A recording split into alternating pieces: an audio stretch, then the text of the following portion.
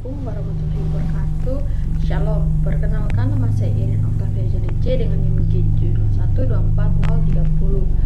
Pada video kali ini saya akan menjelaskan mengenai spektrofotometri UV phase, mulai dari definisi, prinsip kerja, komponen, jenis-jenis, hukum Lambert-Beer, serta cara penggunaannya. Nah, yang akan saya bahas pada video pertama ini yaitu apa sih spektrofotometri UV phase itu? Jadi spektrofotometri UV phase adalah metode analisis yang digunakan untuk mengukur seberapa besar suatu zat menyerap cahaya pada panjang gelombang ultraviolet dan visible. Metode ini sering digunakan untuk menentukan konsentrasi suatu larutan.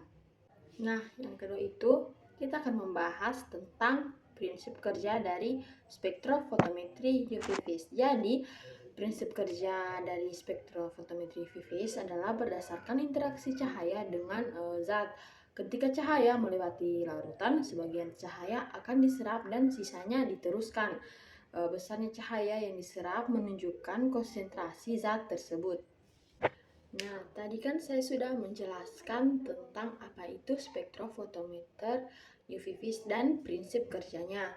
Kali ini saya akan kembali membahas tentang komponen yang ada pada spektrofotometer UV phase. Jadi, spektrofotometer UV phase itu terdiri dari beberapa komponen utama. Yang pertama itu ada sumber cahaya yang berfungsi untuk menghasilkan sinar. Yang kedua ada monokromator yang berfungsi memilih panjang gelombang. Yang ketiga ada kuvet, itu berfungsi sebagai tempat sampel. Yang keempat ada detektor untuk menangkap cahaya. Yang kelima display untuk menampilkan hasil. Yang keempat kita akan membahas tentang jenis-jenis dari spektrofotometri UV phase. Jadi spektrofotometri UV phase itu memiliki dua jenis. Yang pertama ada single beam dan double beam. Jadi spektrofotometri single beam itu adalah alat yang menggunakan satu jalur cahaya untuk mengukur absorbansi atau transmitasi sampel. Yang kedua ada double beam, adalah alat yang menggunakan dua jalur cahaya secara bersamaan, satu untuk sampel dan satu untuk belangko.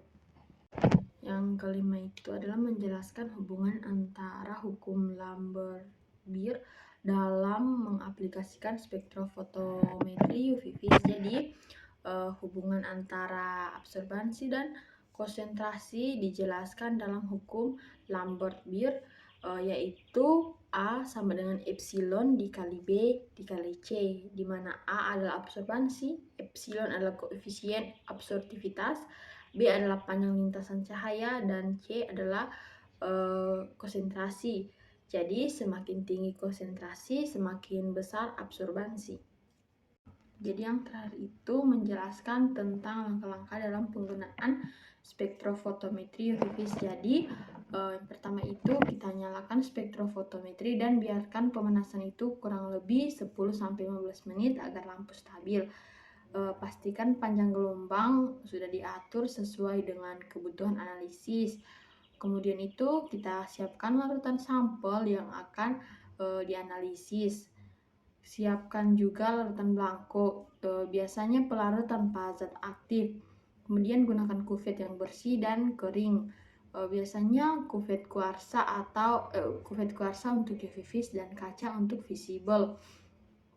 Kemudian isi kuvet dengan larutan belangko, lalu masukkan kuvet ke dalam ruang sampel, tutup penutup dan lakukan pengaturan 0 absorbansi atau 100% transmitasi.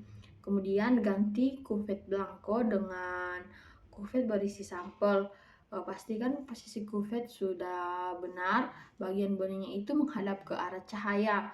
Kemudian tutup ruang sampel, lalu baca absorbansi atau transmitasi. Kemudian itu kita catat hasil pengukuran pada panjang gelombang tertentu.